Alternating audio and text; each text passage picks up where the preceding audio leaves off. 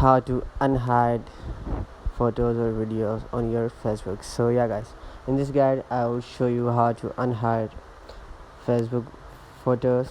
So it's very simple. So all you need to do, you need just first open your Facebook app. Once you have opened your account, and you can go your profile section. Once you have opened, you can see this is the my profile, and here you can see the photos or videos option, but I want to unhide my photo which I recently hide. So you're gonna tap on photos and select the photos which you recently hide.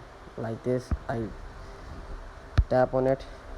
This photo right now is locked, no one can see this photo on Facebook, so I want to unhide on Facebook. So simply you're gonna tap on the three dots in the top right corner over here, and here you can see the edit privacy.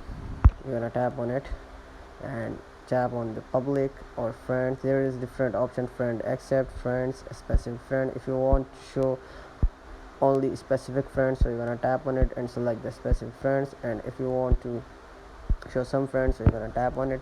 And if you want to only show the Facebook friends, so you're gonna tap on it. But I want to show anyone on Facebook, so you're gonna tap on it public and tap on done.